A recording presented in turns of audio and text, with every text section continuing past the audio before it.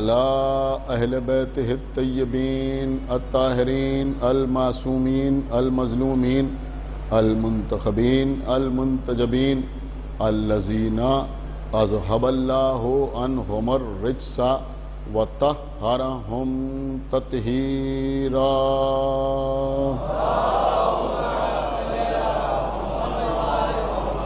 وَلَعْنَةُ اللَّهِ عَلَىٰ أَعْدَائِهِمْ وَقَتَلَتِهِمْ وَغَاصِبِي حُقُوقِهِمْ وَمُنْكِرِي فَضَائِلِهِمْ وَمَصَائِبِهِمْ أَجْمَعِينَ مِنَ الْآنِ إِلَىٰ يَوْمِ الدِّينِ.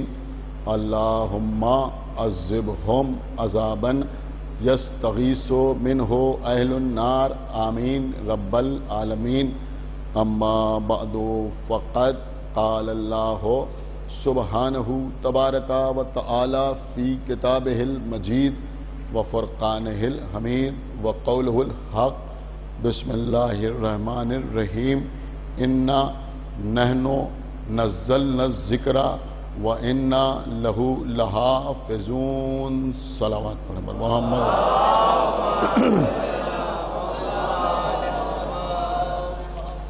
حضرات اس سال اس عشرہ مجالس میں یہ آپ حضرات اپنے موبائل بالکل آف کر دیں، اور اگر موبائل آف نہیں کر سکتے ہیں تو باہر بیٹھ کر آن لائن سنیں. ایک صلوات پڑھیں پر محمد وآلہ.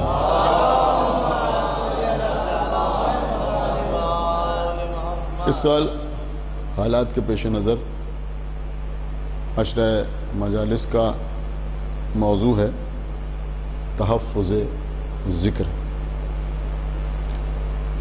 اس عنوان کے تحت میں نے آپ کی خدمت میں سورہ ہجر کی جس آیت کی تلاوت کا شرف حاصل کیا ہے، اس آیت میں ارشاد رب العزت ہو رہا ہے کہ انا نحن نزلنا الذکر وانا لہ لحافظون. ہم ہی ہیں اس ذکر کے نازل کرنے والے، اور ہم ہی ہیں اس ذکر کی حفاظت کرنے والے. عام طور پر علماء نے، مفسرین نے ذکر کے معنی اس آیت میں کلام الہی کے یعنی قرآن مجید کے تحریر کیے، اور بھی معنی اور بھی مفاہیم مفسرین نے تحریر کیے ہیں جو انشاءاللہ آگے کی مجالس میں آپ کی خدمت میں عرض کروں. اس وقت کی مجلس میں تمہید کے طور پر میں یہ عرض کرنا چاہوں گا کہ ہم شیعہ ہیں اور ہمارے عقیدے کی بنیاد کا نام توحید ہے، اور ہم سمجھتے ہیں کہ کائنات میں ہم سے بڑا موحد اور ہم سے زیادہ اللہ کی توحید کا پرستار، یا ہم سے زیادہ اللہ کو ایک ماننے والا، یا ہم سے زیادہ اللہ کی وحدانیت کا قائل کوئی دوسرا نہیں ہو سکتا. میں صرف ایک جملہ کہہ کے بات کو آگے بڑھاؤں کہ ساری کائنات میں صرف ہم ہیں کہ جو علی کے ہوتے ہوئے اللہ کو وحدہ لا شریک مانتے ہیں. ایک صلوات پڑھیں پر محمد وآلہ. ایک صلوات اور پڑھیں پر محمد وآلہ.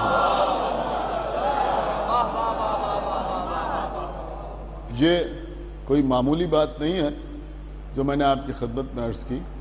عزیزوں، توحید الہی پر یقین رکھنے کے کچھ تقاضے ہیں. ان میں ایک تقاضا بہت اہم ہے، ہم روزانہ اس تقاضے سے گزرتے ہیں لیکن اس کے اوپر کبھی غور نہیں کرتے. دیکھیے، جب ہم آپس میں ایک دوسرے سے گفتگو کرتے ہیں تو ہم ایک دوسرے کو آپ کہہ کر مخاطب کرتے ہیں. اگر کوئی عمر میں ہمارے برابر ہوتا ہے تو ہم اسے آپ نہیں کہتے، اور اس سے بے تکلف ہوتے ہیں تو اسے تم کہہ کر مخاطب کرتے ہیں.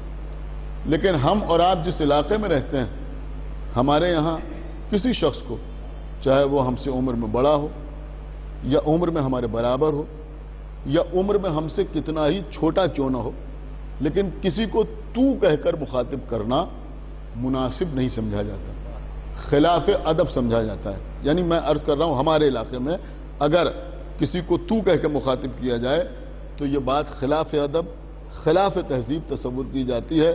باپ اپنے بیٹے کو بھی تو کہہ کے مخاطب نہیں کرتا، دادا اپنے پوتے کو بھی تو کہہ کے مخاطب نہیں کرتا، نانا اپنے نواسے کو بھی تو کہہ کے مخاطب نہیں کرتا، استاد اپنے شاگرد کو بھی تو کہہ کے مخاطب نہیں کرتا۔ اگر کسی سے ہم بے تکلف ہوتے ہیں یا کوئی عمر میں ہم سے چھوٹا ہوتا ہے تو محبت کے ساتھ اگر ہم اسے آپ نہیں کہتے تو تم کہہ کے مخاطب کرتے ہیں، لیکن ہم کسی کو تو کہہ کے مخاطب نہیں کرتے۔ کبھی آپ نے اس نقطے کو پر غور کیا کہ جب ہم آپس میں ایک دوسرے کو تو کہہ کے مخاطب نہیں کرتے تو جب اللہ سے دعا کرتے ہیں، یعنی بارگاہ الہی میں جب ہم دعا گو ہوتے ہیں تو ہم اللہ کو آپ کہہ کے مخاطب نہیں کرتے، ہم اللہ کو تم کہہ کے مخاطب نہیں کرتے۔ کبھی کوئی اس انداز سے دعا نہیں کرتا کہ اے پروردگار آپ ہمیں ایک بیٹا عطا کر دیجئے، کوئی یہ کہہ کے بھی دعا نہیں کرتا کہ اے پروردگار تم مجھے روزگار عطا کر دو، بلکہ جب اللہ سے ہم دعا کرتے ہیں تو اللہ کو تو کہہ کے مخاطب کرتے ہیں۔ آپ مجھے بتائیے کہ جب اپنے درمیان یہ لفظ استعمال کرنا ہم خلاف ادب اور خلاف تہذیب سمجھتے ہیں تو پھر اللہ کے لیے تو کا لفظ کیسے استعمال کرتے ہیں اور کیسے اسے مناسب سمجھتے ہیں؟ تو اس کا جواب صرف اور صرف یہ ہے کہ جب ہم کسی کو آپ یا تم کہہ کر مخاطب کرتے ہیں تو اس میں کسی دوسرے کی شرکت کا شائبہ موجود رہتا ہے۔ کچھ غور کیا آپ نے یا نہیں غور کیا؟ ہم نے کہا آپ، تو آپ سے مراد ایک بھی ہے اور آپ سے مراد آپ سب بھی ہیں۔ ہم نے کہا تم، تو تم سے مراد ایک بھی ہے اور تم سے مراد اور لوگ بھی ہیں۔ لیکن جب کسی کو تو کہہ کے مخاطب کیا جاتا ہے تو اس میں کسی دوسرے کی شرکت کا شائبہ موجود نہیں ہوتا۔ تو یہ اللہ کو تو کہہ کر، دیکھیں اس سے بہتر کوئی جملہ نہیں ہو سکتا کہ اللہ کو تو کہہ کر اس لیے مخاطب کیا جاتا ہے کہ ہم اپنے عقیدہ توحید کے آئینے کو بالکل صاف و شفاف رکھنا چاہتے ہیں۔ ایک صلوات پڑھے بر محمد وآل محمد۔ اس میں میری بات کے اوپر آپ نے غور کیا کہ کسی دوسرے کی شرکت کا شائبہ پیدا نہ ہو، اس لیے اللہ کو تو کہہ کے مخاطب کیا جاتا ہے۔ میرے خیال میں یہ بات آپ نے محسوس کر لی اور جہاں جہاں لوگ مجلس سن رہے ہیں انہوں نے بھی بات کو محسوس کر لیا ہوگا۔ اب میں آپ کی خدمت میں عرض کر رہا ہوں کہ جب ہم کو یہ اجازت نہیں، دیکھیں آپ میری طرف متوجہ رہیں کہ جب ہم کو یہ اجازت نہیں ہے کہ ہم اللہ کو تم کہہ کے مخاطب کریں تو پھر ہونا تو یہی چاہیے کہ جب اللہ بھی گفتگو کرے تو اپنے لیے ہمیشہ میں کا لفظ استعمال کرے۔ آپ سن رہے ہیں جو میں عرض کر رہا ہوں؟ اپنے لیے میں کا لفظ استعمال کرے کہ میں، اپنے لیے کبھی ہم کا لفظ استعمال نہ کرے، اس لیے کہ جو فرق تو اور تم میں ہے وہی فرق میں اور ہم میں ہے۔ سمجھ رہا؟ تو اللہ بھی اپنے لیے ہمیشہ میں کا لفظ استعمال کرے، ہم کا لفظ استعمال نہ کرے۔ لیکن جب ہم قرآن مجید کی تلاوت کرتے ہیں تو ہم یہ دیکھتے ہیں کہ اللہ کہیں اپنے لیے میں کا لفظ استعمال کرتا ہے۔ وَمَا خَلَقْتُ الْجِنَّ وَالْإِنسَ إِلَّا لِيَعْبُدُونَ، اللہ کہتا ہے میں نے جنوں کو اور انسانوں کو نہیں پیدا کیا مگر اس لیے کہ وہ میری عبادت کریں۔ لیکن اکثر مقامات پر اللہ نے اپنے لیے میں کا لفظ نہیں استعمال کیا بلکہ ہم کا لفظ استعمال کیا۔ ایک صلوات پڑھے بر محمد وآلہ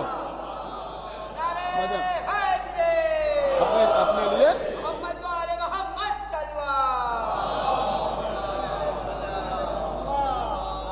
ایک بات حالانکہ میرے موضوع سے متعلق نہیں ہے، لیکن میں ملت جعفریہ میں اتحاد اور اتفاق کا پیغام دینے کے لیے یہ بات عرض کر رہا ہوں کہ خدا کے لیے قومی مسائل میں جب آپ گفتگو کیجئے تب بھی میں کے بجائے ہم کا لفظ استعمال کریں۔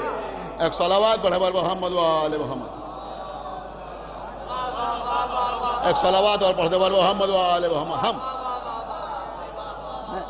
اور شاید یہاں بیٹھے ہوئے حضرات میری بات کو سمجھ رہے ہیں، حالانکہ یہ مجلس ساری دنیا میں دیکھی جا رہی ہے، لیکن میں عرض یہ کرنا چاہوں گا کہ ہم لکھنؤ کے رہنے والے، اسی لیے میں نے کہا کہ ہم لکھنؤ کے رہنے والے ہیں اور اس شہر کی بھی یہ شان یہاں رہی ہے کہ یہاں انکسار کی وجہ سے میں کے بجائے ہمیشہ ہم کا لفظ استعمال کیا گیا۔ ایک صلوات اور پڑھا محمد و آل محمد ہمیشہ. دیکھیں یہ ایک بالکل الگ بحث ہے، لیکن میں نے کسی وجہ سے یہ بات آپ کی خدمت میں عرض کی کہ جب ہم کہتے ہیں کہ ہم نے یہ کام کیا ہے تو سامنے والا بھی یہ سوچتا ہے کہ ہم کسی غرور اور تکبر میں مبتلا نہیں ہیں، لہذا اس سے بچنے کے لیے ہم کا لفظ استعمال کریں. ایک اور پیغام میں آپ حضرات تک پہنچا دوں جو لوگ مجلس سن رہے ہیں. دیکھیں حضرات، جن حالات میں بھی آپ اچھی طرح سے جانتے ہیں ان مجالس کی پرمیشن ملی ہے، لہذا اس بات کو برقرار رکھیے. اور میں تمام لوگوں سے سرکار باب الحوائج کے حوالے سے یہ گزارش کرنا چاہتا ہوں کہ وہ تمام مجالس آن لائن سننے کی کوشش کریں. تمام مجالس، جتنی مجالس ہو رہی ہیں جن کی پرمیشن ملی ہے، وہ ساری کی ساری مجالس آن لائن سننے کی کوشش کریں، اس لیے کہ اس سال بہرحال جو کچھ ہو رہا ہے، اور ظاہر سی بات ہے کہ جیسے آپ کی کیفیت ہے ویسی کیفیت میری بھی ہے. دل رو رہا ہے. یہ آغا باقر کا امام باڑہ ہے. یہاں جیسے مجلس ہوتی تھی یا جیسے دیگر مجالس ہوتی تھی، ان میں اور ان مجالس میں جو فرق ہے وہ آپ ملاحظہ فرما سکتے ہیں. لہذا دل رو رہا ہے اور وہ ساری باتیں ہماری سمجھ میں آ رہی ہیں، لیکن بہرحال حالات کے پیش نظر آپ حضرات سے میں دست بستہ گزارش کر رہا ہوں، ہاتھ جوڑ کے گزارش کر رہا ہوں کہ فون بھی نہ کیجئے کہ ہم آئیں یا نہ آئیں، ان کو فون نہ کیجئے. اور جتنے لوگ بھی آ جاتے ہیں، مختصر ترین لوگوں میں مجلسیں ہو رہی ہیں.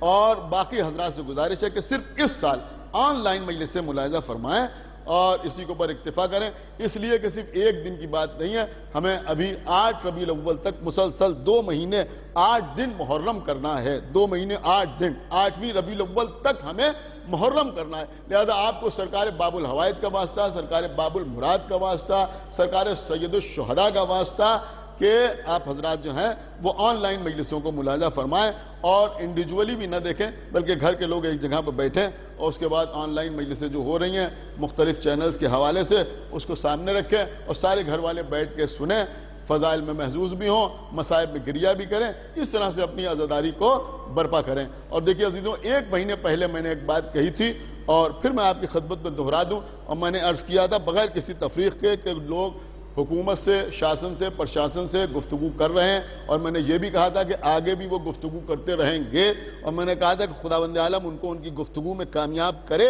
لیکن میں نے مومنین سے کہا تھا کہ مومنین جو ہیں وہ دعا کریں، عریضہ لکھیں، زیارت عاشورہ پڑھیں، دعا کریں. الحمدللہ جو میں نے بات آپ کی خدمت میں عرض کی تھی، شاید ہمارے دعا کرنے میں کچھ کمی رہ گئی، جو دعا اس طرح قبول نہیں ہوئی جیسے کہ ہم چاہتے تھے، لیکن بہرحال کسی حد تک آپ کی دعا قبول ہوئی اور کوششیں بھی کامیاب ہوئی. مجلس ہو رہی ہے، آپ حضرات مجلس سماعت فرما رہے ہیں. بس عزیزو سنو، تو میں عرض کر رہا تھا کہ اللہ نے بھی کہیں کہیں اپنے لیے میں کے بجائے ہم کا لفظ استعمال کیا. مثلا میں آپ کی خدمت میں عرض کروں، انا آتینا کل کوثر. ترجمہ دیکھیے گا، یہ نہیں اللہ کہہ رہا میں نے تمہیں کوثر عطا کیا، بلکہ اللہ کہہ رہا ہم نے آپ کو کوثر عطا کیا. آپ شاید غور نہیں کرنا، میں نے نہیں بلکہ ہم نے آپ کو کوثر عطا کیا. انا انزلناہ فی لیلۃ القدر. اللہ کہہ رہا ہم نے اس قرآن کو شب قدر میں نازل کیا. بس غور کیا آپ نے یا نہیں غور کیا؟ ہم نے اس قرآن کو شب قدر میں نازل کیا. سورہ دہر کی پہلی اور دوسری آیت پڑھیے، بسم اللہ الرحمن الرحیم. هل اتى على الانسان حين من الدهر لم يكن شيئا مذكورا انا خلقنا الانسان من نطفة امشاج نبتليه فجعلناه سميعا بصيرا. اللہ کیا کہہ رہا ہے کہ کیا انسان پر ایک وقت ایسا نہیں گزرا کہ جب انسان قابل ذکر بھی نہیں تھا، ہم نے انسان کو مخلوط یعنی ملے جلے نطفے سے پیدا کیا اور اس کو سمیع اور بصیر بنایا. یہاں بھی میں نے نہیں پیدا کیا بلکہ ہم نے انسان کو پیدا کیا. اور آگے بڑھیں عزیزوں، جو آیت میں نے آپ کی خدمت میں پیش کی، عربی زبان میں کے لیے لفظ آتا ہے انا اور ہم کے لیے لفظ آتا ہے نحنو. یہ سورہ ہجر کی آیت جو میں نے عنوان بیان کے طور پہ پیش کی، اس میں اللہ کہہ رہا ہے انا نحنو نزلنا الذکر وانا لہ لحافظون. ہم ہی ہیں اس ذکر کے نازل کرنے والے اور ہم ہی ہیں اس کی حفاظت کرنے والے. یہاں بھی اللہ ہم کا لفظ استعمال کر رہا ہے. جب ہم نے دست ادب جوڑ کے مفسرین سے پوچھا کہ یہ اللہ کبھی میں اور کبھی ہم کا لفظ کیوں استعمال کرتا ہے، تو ہمارے علماء نے کہ جنہوں نے اقوال معصومین سے قرآن مجید کی تفسیر کا علم حاصل کیا، انہوں نے جواب دیا. بس سنیے عزیزوں، یہی نقطے کی بات ہے. انہوں نے جواب دیا کہ بہت سے اسباب ہیں، لیکن ایک خاص سبب یہ بھی ہے کہ جہاں جہاں اللہ نے کوئی کام کسی کے وسیلے سے انجام دیا، بھئی خدا کے لیے تھوڑا بیدار ہوئیے، جہاں جہاں اللہ نے کوئی کام کسی کے وسیلے اور ذریعے سے انجام دیا، وہاں اللہ نے میں کے بجائے ہم کا لفظ استعمال کیا کہ میں نے نہیں بلکہ ہم نے یہ کام انجام دیا ہے۔ اب آپ سمجھتے چلے جائیے چونکہ اللہ نے قرآن جبرائیل کے وسیلے سے نازل کیا، سن رہے ہیں آپ؟ لہذا اللہ یہ نہیں کہہ رہا کہ میں نے نازل کیا بلکہ اللہ یہ کہہ رہا ہے کہ ہم نے اس قرآن کو نازل کیا۔ اِنَّا آتَيْنَا کل کوثر، ہم نے آپ کو کوثر عطا کیا ہے۔ اب میں دیکھتا ہوں کون خاموش رہتا ہے اور کون داد نہ دیتا ہے، آف لائن یا آن لائن، پوری توجہ آپ حضرات کی چاہتا ہوں۔ آپ مجھے بتائیے اِنَّا آتَيْنَا کل کوثر، کوثر سے مراد کیا ہے؟ کہ کوثر سے مراد بی بی فاطمہ زہرا صلوات اللہ السلام علیہا۔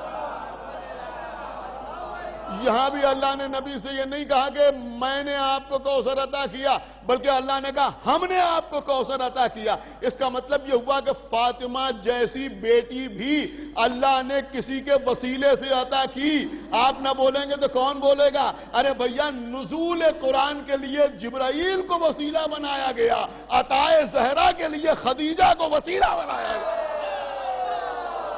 صلوات بر محمد و آل محمد۔ عطائے زہرا کو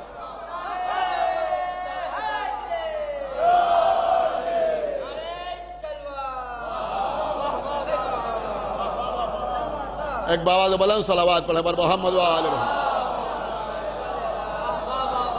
عطائے زہرا کے لیے کس کو وسیلہ بنایا گیا؟ کہ جناب خدیجۃ الکبریٰ کو وسیلہ بنایا گیا کہ ہم نے تم کو کوثر عطا کیا ہے، ہم نے تم کو نسل کثیر عطا کی ہے، اولاد کثیر عطا کی ہے۔ اب اللہ نے اولاد کثیر کے طور پر دیکھیں، اب کیونکہ شہزادی کا ذکر آ گیا اور آج پہلی مجلس ہے، لہذا میں چاہتا ہوں کہ اس ذکر کو ترک نہ کروں اور اسی کے اوپر مجلس کو تمام کر دوں کہ اللہ نے پیغمبر کو زہرا جیسی بیٹی عطا کی۔ کیوں عطا کی؟ کہ اس لیے کہ لوگ پیغمبر کو ابتر کہہ رہے تھے اور یہ کہہ رہے تھے کہ ان کی نسل منقطع ہو گئی، تو اللہ کہہ رہا ہم نے آپ کو اولاد کثیر عطا کی۔ اولاد کثیر کے طور پر دیا کیا؟ کہ ایک بیٹی فاطمہ زہرا، ایک بیٹی بی بی فاطمہ زہرا، اس کے علاوہ کوئی اور نہیں۔ ایک بیٹی کو اللہ کہہ رہا اولاد کثیر، غور نہیں کر رہے ہیں اللہ کہہ رہا اولاد کثیر، بیٹی ایک ہے، اللہ کہہ رہا اولاد کثیر۔ شاید لوگ سمجھے ہی نہیں، جناب ابراہیم ہیں اکیلے لیکن قرآن میں اللہ نے ابراہیم کو ملت کہا، سنا آپ نے یا نہیں سنا؟ اللہ نے ابراہیم کو قوم کہا، یعنی اکیلے ہیں مگر ملت ہیں۔ سنا یار، فاطمہ اکیلی ہیں مگر اولاد کثیر ہیں۔ اب ظاہر سی بات ہے کہ جو بی بی اکیلی اولاد کثیر ہوگی اسی کا کفو وہ ہوگا کہ جس کی ایک ضربت ثقلین کی عبادت و مبارک۔ صلوات بر محمد و آل محمد۔ ایک بی بی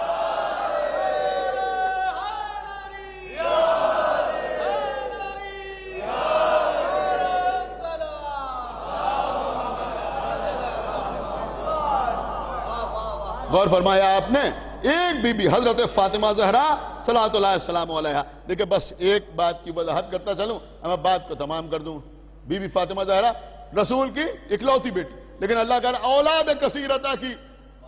علامہ مودودی نے جو اس دور کے بہت بڑے مفسر ہیں، اپنی کتاب تفہیم القرآن میں لفظ کوثر کی تفسیر بیان کرتے ہوئے تحریر کیا ہے کہ جہاں کوثر کے اور بہت سے معنی ہیں، حوض کوثر اور نہر کوثر اور امت اور رحمت اور خیر کثیر، انہوں نے کہا کہ ان سارے معنی کے ساتھ ساتھ ایک معنی یہ بھی ہے کہ کوثر سے مراد ساری دنیا میں پھیلے ہوئے وہ سادات ہیں۔ ہائے ہائے ہائے، سن رہے ہیں آپ؟ وہ سادات ہیں کہ جن کا شرف ہی یہ ہے کہ وہ ہم کہتے ہیں کہ ہم اولاد رسول ہیں۔ ایک صلوات پڑھے پر محمد و آلہ، وہ کہتے ہیں کہ ہم اولاد رسول ہیں۔ بس قبل بات تمام ہو رہی ہے، سارے سادات کہتے ہیں کہ ہم کون ہیں؟ کہ ہم اولاد رسول۔ سادات یہی تو کہہ رہے ہیں نا کہ ہم اولاد رسول ہیں۔ ساری دنیا میں سادات پھیلے ہوئے۔ دیکھیں میں شیعہ یا غیر شیعہ کی بات نہیں کر رہا ہوں چونکہ مجلس بہت دور تک جا رہی، سادات شیعہ حضرات میں بھی ہیں، غیر شیعہ حضرات میں بھی ہیں۔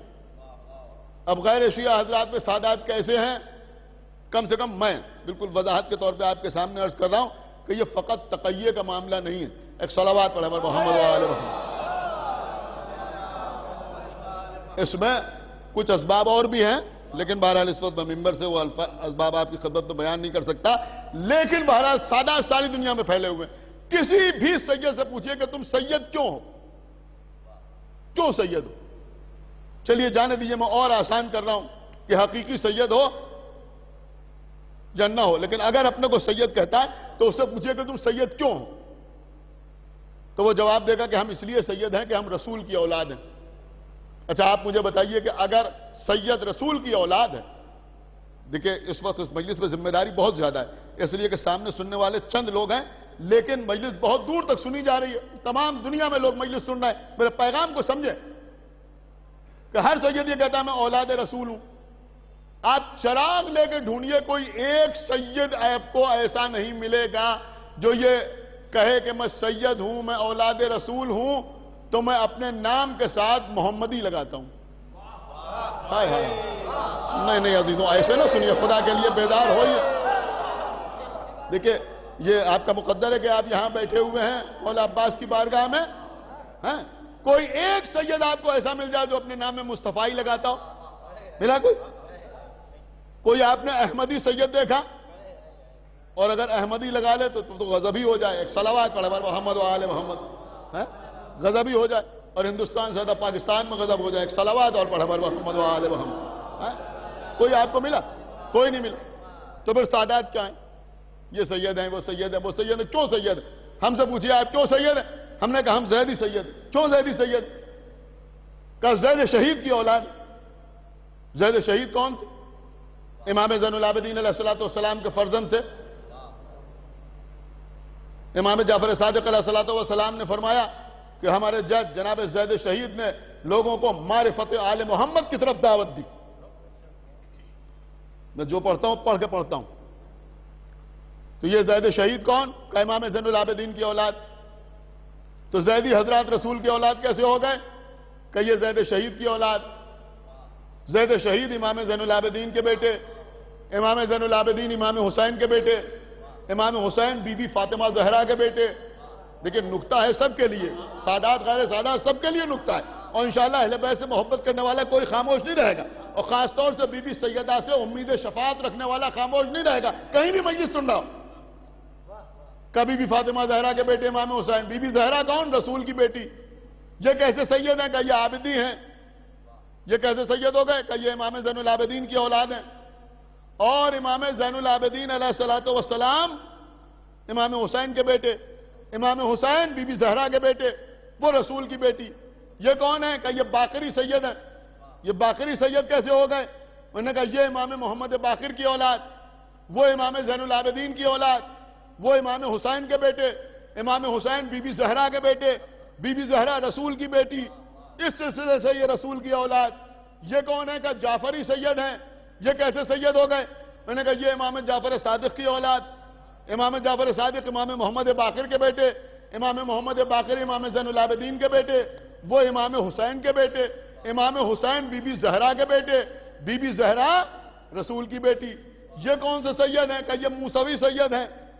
سمجھ رہے ہیں آپ؟ یہ کاظمی سید ہیں۔ موسوی اور کاظمی میں کوئی فرق نہیں ہوتا، سمجھ رہے ہیں آپ؟ کچھ لوگ اپنے کو موسوی کہتے ہیں ساتویں امام کی اولاد سے، کچھ اپنے کو کاظمی کہتے ہیں۔ آپ کا اسم گرامی موسیٰ ہے، لقب کاظم ہے، تو کچھ لقب کی طرف اپنے کو منسوب کرتے ہیں، کچھ نام کی طرف منسوب کرتے ہیں۔ تو انہوں نے کہا یہ کون؟ کہ یہ موسوی یا کاظمی سید۔ تو کیسے؟ کہ یہ امام موسیٰ کاظم کی اولاد، وہ امام جعفر صادق کے بیٹے، وہ امام محمد باقر کے بیٹے۔ میں یہ یوں ہی نہیں سنا رہا ہوں آپ کو، وہ امام زین العابدین کے بیٹے، وہ امام حسین کے بیٹے، وہ بی بی فاطمہ زہرا کے بیٹے، اور بی بی فاطمہ زہرا رسول کی بیٹی۔ یہ رضوی سید، یہ کیسے سید ہو گئے؟ کہ یہ موسیٰ مبرکہ کی اولاد، موسیٰ مبرکہ کی اولاد، اور وہ امام رضا کی اولاد، اور اس کے بعد سلسلہ بی بی فاطمہ زہرا تک پہنچا۔ یہ تقوی ہیں، یہ نقوی ہیں، ہر سید کا سلسلہ بی بی زہرا پہ تمام ہوتا ہے۔ میں کچھ عرض کر رہا ہوں، اس کا مطلب یہ ہوا کہ اپنے کو اولاد رسول ثابت کرنے کے لیے اپنے کو اولاد رسول ثابت کرنے کے لیے ہر شخص اپنا سلسلہ بی بی زہرا سے جوڑتا ہے، تب وہ رسول کی اولاد ثابت ہوتا ہے، تب رسول کی اولاد ثابت ہوتا ہے۔ اب آپ مجھے بتائیں کہ جو لوگ یہ کہتے ہیں کہ رسول کی ایک بیٹی نہیں تھی، رسول کی تین بیٹیاں اور بھی تھیں، اگر رسول کی 3 بیٹیاں اور تھیں تو دنیا میں کہیں سے کوئی سید تو سامنے آئے جو کہے کہ میں رسول کی فلاں بیٹی کی اولاد ہوں یا فلاں بیٹی کی اولاد ہوں یا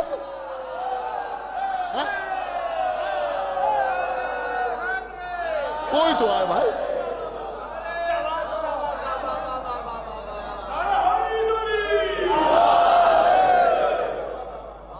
ایک صلوات اور پڑھ دے بر محمد وآل محمد. کوئی آیا کبھی؟ کہ کبھی کوئی نہیں آیا. تو اس کا مطلب یہ ہوا کہ ساری دنیا کے سادات یہ سمجھتے ہیں کہ نہ بی بی زہرا کے علاوہ رسول کی کوئی بیٹی ہے، نہ حسنین کے علاوہ رسول کا کوئی بیٹا ہے. سمجھ رہے ہیں؟ جو اولاد رسول ہے اس کا سلسلہ انہی سے جڑتا ہے، ان کے علاوہ کسی اور سے نہیں جڑتا. بس عزیزوں، آخر میں اکثر یہ بات عرض کیا کرتا ہوں کہ جیسے کچھ اشعار ہوتے ہیں سدا بہار،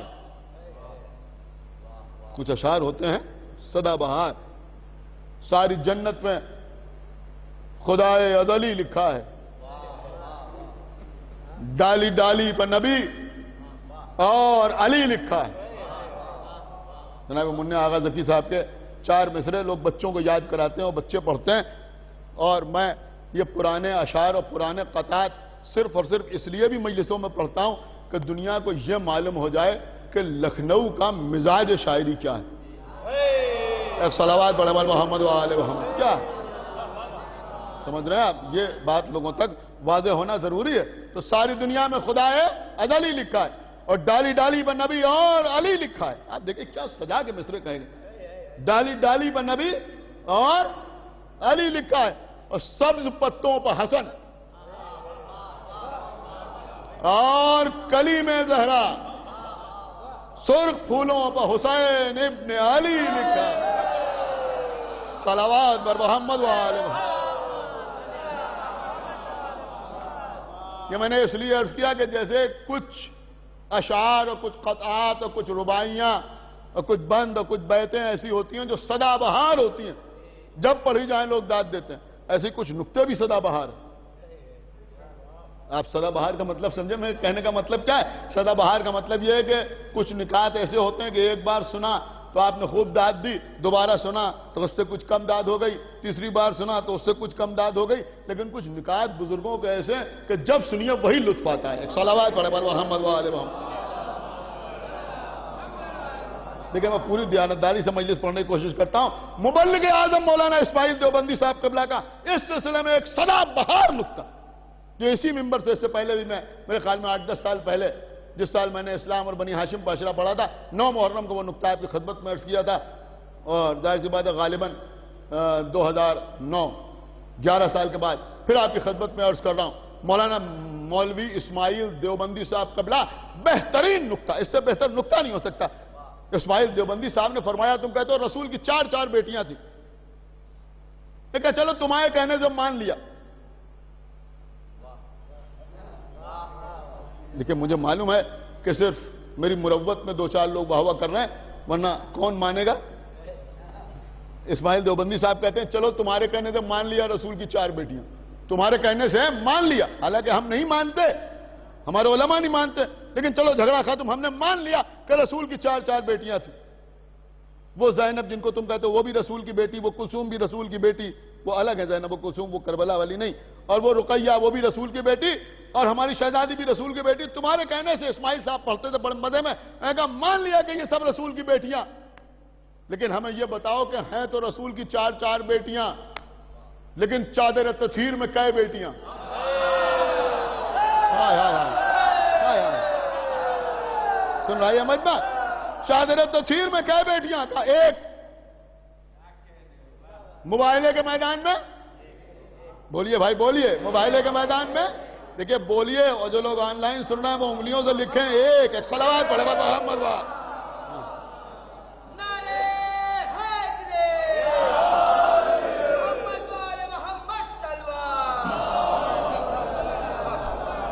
دیکھیں پڑھنا میرا کام ہے، رسپانس دینا آپ کا کام ہے. چادر تطہیر میں 1، مباہلے کے میدان میں 1، جس کی اولاد پر صدقہ حرام ہو وہ 1، جس کا نکاح عرش پہ ہو وہ کیا سن رہے ہیں؟ جس کا نکاح عرش پہ ہو وہ 1، جس کے شوہر کی ڈیڑھی پر ستارہ اترے اس کی آنکھ کے لیے وہ 1، جس کی تسبیح کے بغیر نماز قبول نہ ہو وہ 1. سن رہے ہیں آپ؟ اللہ کے لیے بیدار ہوئیے. وہ بی بی ایک جس کے شوہر کے لیے آسمان سے ذوالفقار آئے، وہ ایک جس کے بچے جوانان جنت کے سردار بنے، وہ ایک جس کے لیے روز محشر اہل محشر کی آنکھیں بند کرائی جائیں کہ اس کی سواری گزر جائے، وہ بی بی ایک جس بی بی کو اللہ روز محشر شفاعت کا اختیار دے، وہ ایک.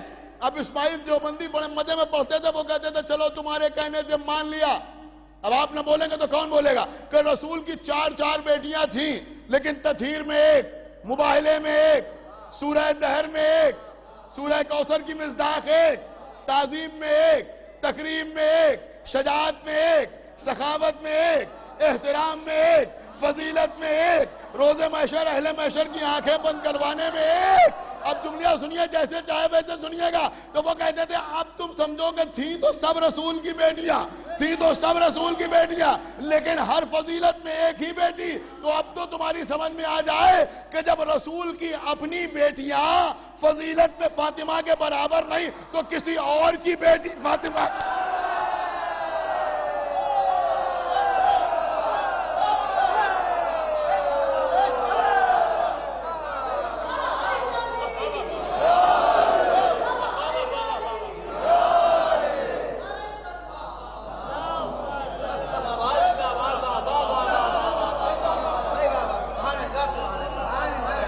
بس قبلہ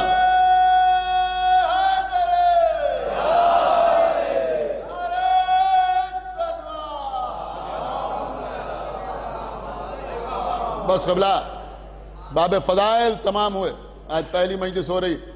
ایک بار پھر گزارش کروں گا تمام چاہنے والوں سے اور تمام عزاداروں سے اور خصوصاً ہمارے شہر کے رہنے والوں سے کہ دیکھیے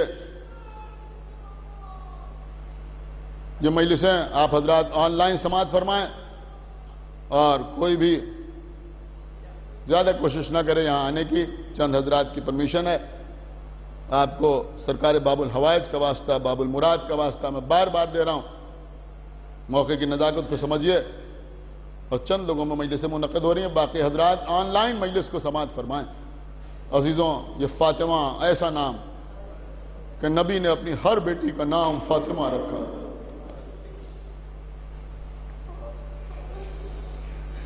فاطمہ صغرا،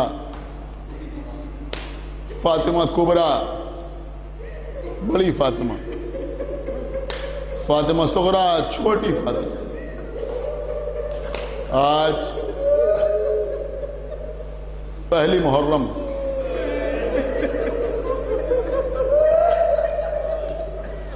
رو لیجیے عزیزوں.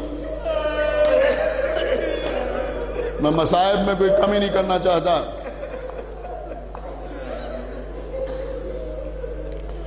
28 رجب آقا حسین نے مدینہ چھوڑا.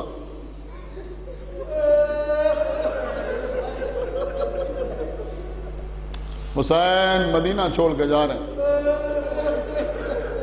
امام حسین کی 6 برس کی بیٹی فاطمہ صغرا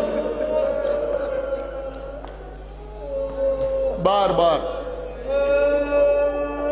کبھی چچا کے پاس، چچا عباس آپ بھی مجھے چھوڑ کے جا رہے ہیں. کبھی جناب علی اکبر کے پاس، بھیا علی اکبر آپ بھی مجھے چھوڑ کے جا رہے ہیں. کبھی جناب قاسم کے پاس، بھیا قاسم آپ بھی مجھے چھوڑ کے چلے جائیں گے. کبھی آتے ہیں بابا حسین میں اکیلی کیسے رہوں. کبھی پھوپھی کے پاس، کبھی ماں کے پاس، کبھی چچی کے پاس. ہر جگہ سے صرف ایک جواب، بس 5 منٹ کے اندر مجلس تمام ہو رہی. جو آقا حسین کی مرضی. بی بی زینب کہہ رہی ہیں صغرا ہم کیا کریں، جو بھیا حسین کی مرضی. عزیزوں، جب بی بی فاطمہ صغرا ہر طرف سے مایوس ہو گئی، صغرا آئیں، گھر کے دروازے پر کھڑی ہو گئی، سر جھکا کے کھڑی ہو گئی. قافلہ جانے کی تیاری کر رہا ہے. اب سغرا کسی سے کچھ کہہ نہیں رہی،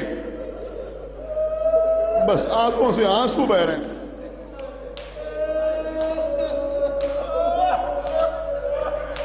گریا کر رہی ہیں فاطمہ صغرا.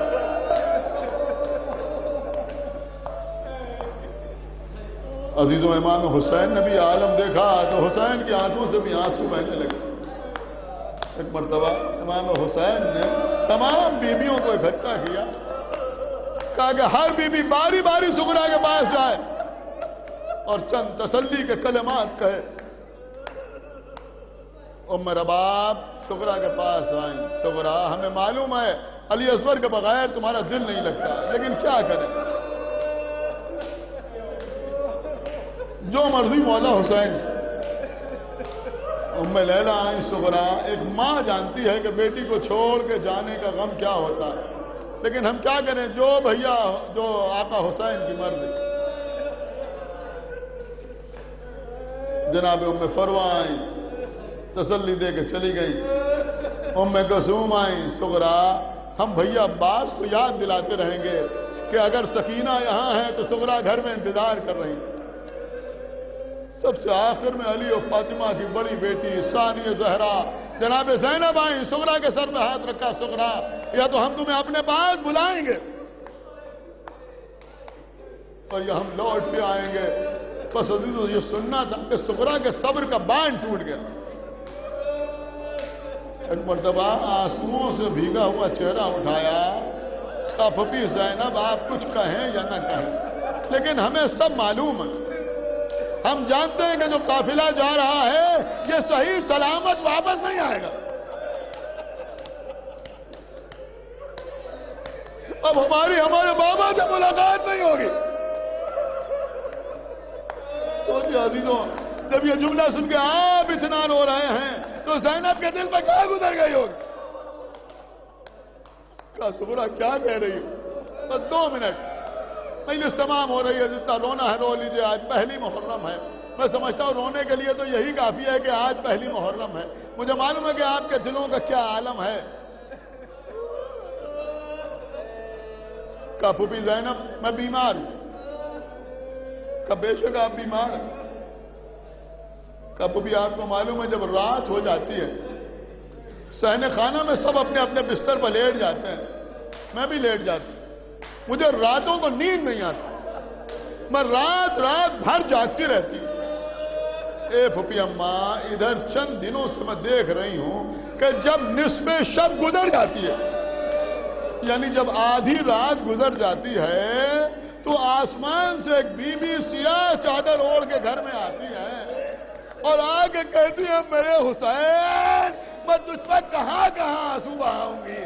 کیا میں اس وقت رہوں گی جب تیرے گلے میں خنجر چل رہا ہوگا، یا میں اس وقت رہوں گی جب تیرا سر نوک نیزہ پہ بلند ہوگا، یا پھر اس وقت رہوں گی جب تیرا سر خونی کے تنور میں رکھا ہوا ہوگا، یا اس وقت رہوں گی جب تیرا سر شرابی کے دربار میں دشت دلا پہ رکھا ہوا ہوگا. بس قبل آخری جملہ مجلس تمام. بس یہ سننا تھا کہ بی بی زینب سے بھی برداشت نہ ہوا. ایک مرتبہ زینب تڑپتی ہوئی آقا حسین کے پاس آئیں. اے بھیا حسین، اب میں بھی کہتی ہوں اگر ممکن ہو تو سغرا کو ساتھ لے کے چلو. کہا بہن زینب ہم سب کو ساتھ لے جا سکتے ہیں لیکن سغرا کو ساتھ نہیں لے جا سکتے. کہا بھیا ٹھیک ہے سبب ہی بیان کر دو. کہا ارے بہن تم نے کیا پوچھ لیا، جو اور بچیاں ساتھ جا رہی ہیں کسی کی صورت ان کی بہن جیسی ہے، کسی کی صورت ان کی ماں جیسی ہے، کسی بچی کی صورت ان کی پھوپھی جیسی ہے، لیکن میری بیٹی سغرا میری اماں زہرا سے مشابہ ہے. ارے میں کیسے گوارا کروں میری اماں زہرا کی شفیع کے سر سے چادر چھینی جائے. دیار بدیار، بادار ببادار.